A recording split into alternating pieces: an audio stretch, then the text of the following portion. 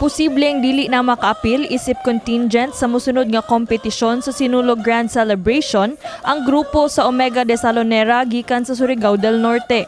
Kini human sa mibuto nga isyu nga ang maong grupo nga ubos sa Socorro Bayanihan Services Incorporated gipasanginlan nga usa ka kulto nga gipanguluhan sa usa ka J-Renz Kilaryo o mas nailhan sa pangan nga Senior Aguila.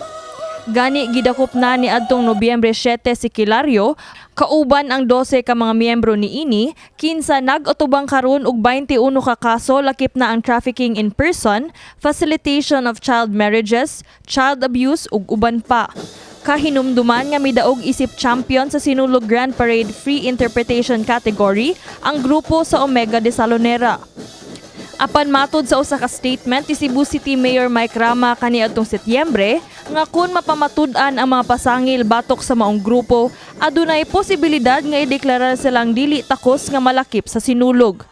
The mayor already made his stand, as to what will be the outcome, and the outcome is already there.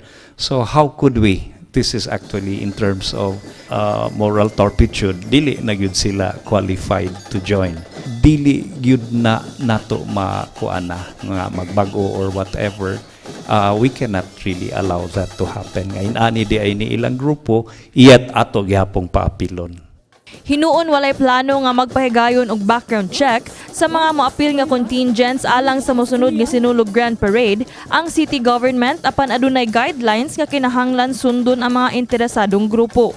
When we say of welcoming guests and contingents, there are certain guidelines and qualifications that are set forth by the executive committee of the foundation for Sinulog. There are minimum requirements that are to be met. We don't go as far as checking on backgrounds, whether you have pending cases or whatever, because then again, it will defeat the purpose of the Sinulog celebrations. Diba? You don't expect someone to go to church that they go to church, wag gid sila sala.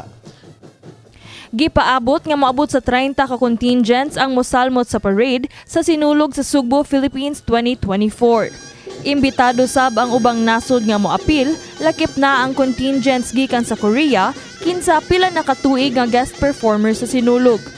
Ang Korea nagsige naman nag-join na to every year. Expected they will also come, although last year kay si Ricky mo usama gito sa good contact sa Korea. In fact, he's been a judge dito attending sa ilang dance festival. But however, we are trying to maintaining the contact with the Korean.